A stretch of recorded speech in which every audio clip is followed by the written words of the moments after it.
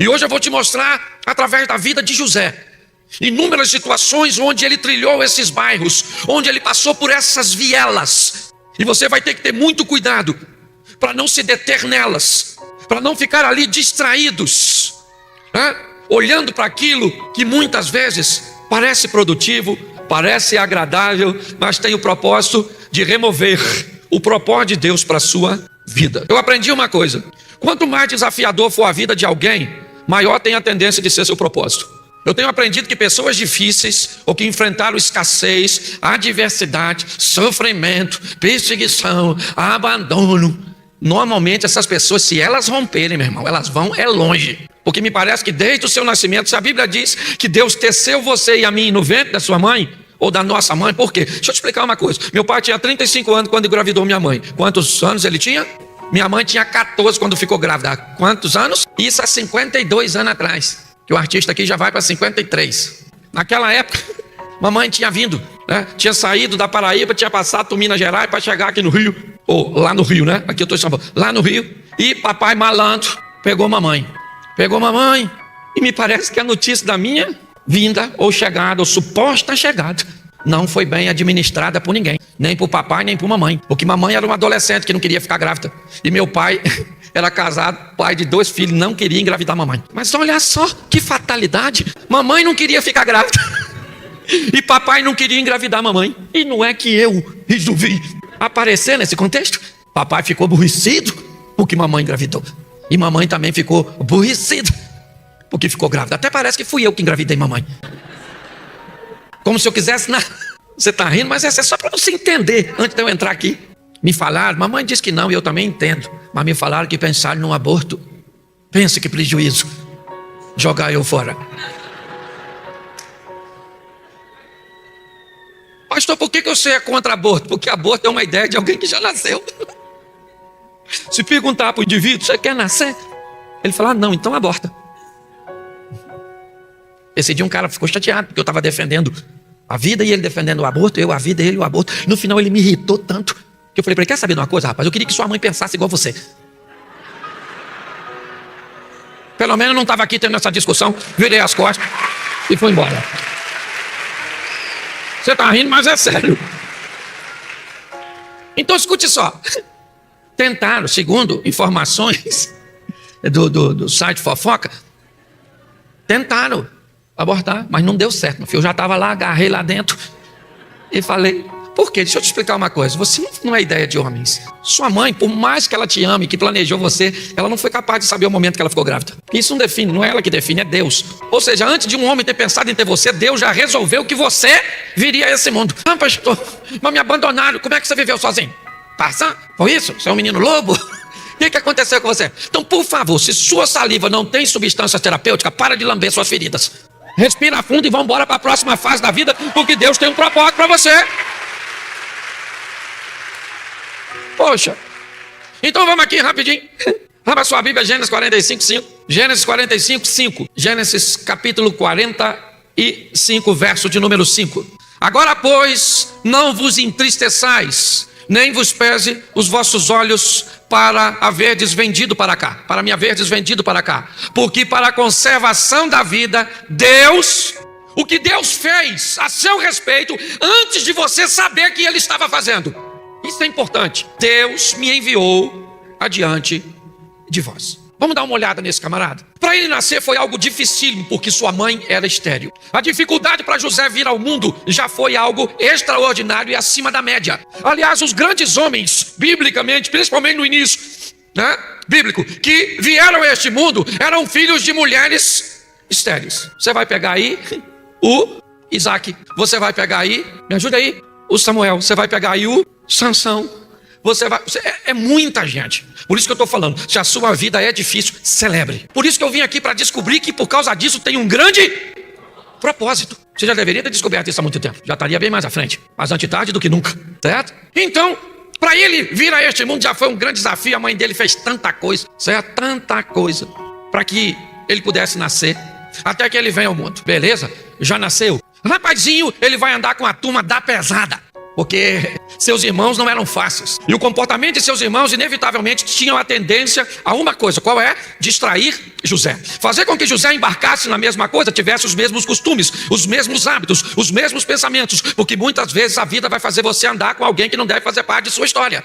Por isso que eu sempre digo, tem gente que faz parte da sua agenda e tem gente que faz parte do seu destino. Pare de levar gente do seu destino para a sua agenda e gente da sua agenda para o seu destino.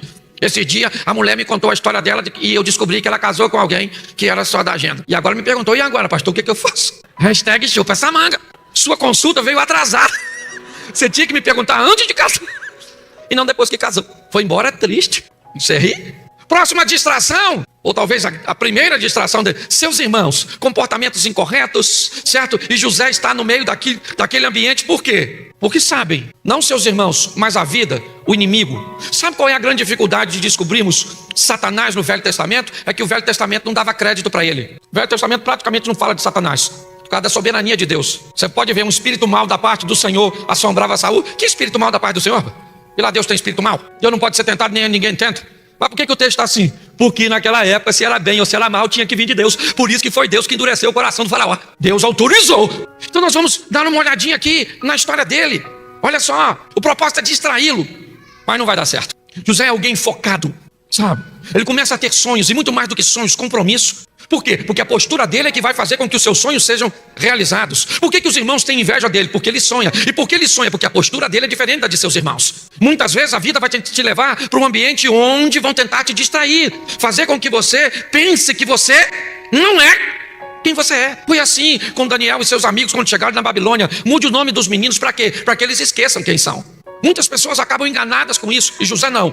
Ele é alguém que mantém seu comportamento, e por causa de manter seu comportamento, para alcançar seu propósito, ele começa então a enfrentar retaliações, ele começa a ser odiado pelas pessoas que estão ao seu redor, mas ele não acusava ninguém, ainda que aqui diz que ele levava más notícias. Mas aprenda uma coisa na sua vida: todas as vezes que você se comporta de forma correta, num ambiente onde pessoas não são corretas, você não precisa de acusar ninguém. Sua posição e postura já é um acusador ferrenho. Por isso que tem gente que diz assim: poxa, pastor, lá no meu trabalho, eu trabalho direito, eu não faço nada contra ninguém. Ah, pastor, na minha empresa eu só pego coisas legais, para mim não entra nada ilegal.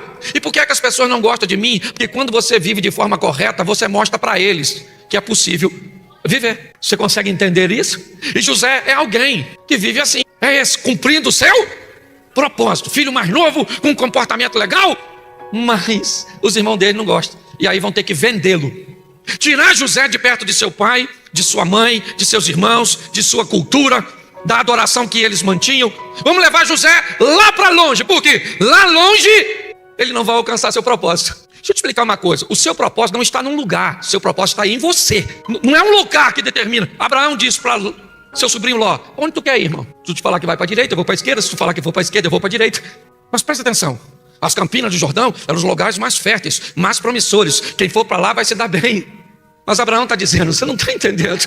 A bênção não está no Egito, não está na Síria, não está em Israel, não está nos Estados Unidos, não está na Europa. A bênção está, como disse o pastor muito bem, a bênção está onde Deus quer que você esteja. A sua bênção está em você e não no lugar. Só que eles não sabem disso. E o que eles vão fazer? Tentar tirar José de perto do pai. Porque na cabeça dele, se tem alguém que pode fazer com que o propósito de José se cumpra, esse alguém é Jacó. O pai que pode colocá-lo à frente dos irmãos, que pode promovê-lo, consagrá-lo. E vão vender José. E parme você, um cara igual José sendo vendido por 10 picaretas: Rubem, Simeão, Levi, Judá, Issacar, Zebulun, Gad, Azer, aquela patotinha toda, parece até facção. Quando José está chegando perto dele, sabe o que eles falam?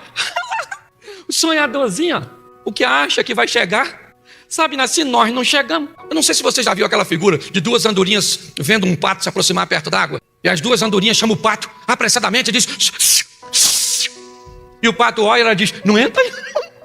Isso molha as penas da gente e você vai morrer afogado. E o patinho entra, sai nadando, olhando para a andorinha, como quem diz assim: suas limitações não estabelecem a minha. Não é porque você não pode entrar que eu não posso. Aprenda uma coisa nessa vida: se alguma pessoa pode fazer algo, você também pode. E se alguém não pode, talvez você possa. Cuidado com as limitações. Muitas pessoas não alcançam o propósito porque se detêm no ambiente de limitações. Os irmãos de José vão vender o José na maior injustiça até o presente momento na Bíblia. O obediente sendo vendido pelos desobedientes, indo embora numa caravana de ismaelitas como escravo para o Egito. Eu imagino José falando: poxa, também não dá para ser assim não, a gente é honesto, vale nada ser honesto, sabe? Tem que ser desonesto mesmo, corrupção, isso. Porque tem gente que basta acontecer alguma coisa ruim e já quer mudar de lado. Eu vou pro lado do mal, então vá encontrar com o chifrudo. Lá vai o José, chega lá, vai ser vendido para trabalhar de escravo na casa de um cara. Olha que coisa louca, não parece estranho? Vai lá, o cara andava de roupinha nova, smartphone, bonito na foto. Agora tá lá, trabalhando de escravo na casa de um cara. Quanto mais ele trabalha, mais o cara fica rico. Quanto mais ele trabalha, mais o cara fica rico. Que fase é essa da vida? É a fase que você vai ter que aprender a ver os outros prosperarem primeiro, para você amadurecer. Tem gente que me pergunta: pastor, o que é sucesso? Eu falo: a primeira coisa é aprender que vai ter sempre alguém mais bem sucedido que você. Porque enquanto você quiser ser bem sucedido e usar a métrica dos outros, você não vai a lugar nenhum. Sempre vai ter uma mulher mais bonita que você, dona, mais magra que você, com cabelo melhor que o seu, com a pele melhor que a sua. Sempre vai ter um cara, meu irmão, com um carro melhor que o seu, com um relógio melhor que o seu, entendeu? Mais cobiçado que você, porque assim é a vida. Mas tem gente que todas as vezes parece aquela mulher do espelho. Como é que é aquela? Espelho, espelho meu. Existe alguém que mora numa casa melhor que eu? Branca de Neve. Sai fora, rapaz. Vem para a realidade. Para de usar a métrica dos outros. Você foi chamado por um propósito, descubra e cumpra. Propositalmente é assim que funciona. Quando nós olhamos para esse ambiente aqui, é isso que nós vamos ver. O cara está lá num ambiente aparentemente de injustiça, fazendo o homem crescer e ele trabalhando. Olha, pensa num cara bom. Por quê? Porque a bênção estava nele. Quando ele chega na casa do Potifar, quem chegou na casa do Potifar? A bênção de Deus. Querido, deixa eu falar uma coisa para você. Por onde você passar, a bênção de Deus tem que chegar. Você entende?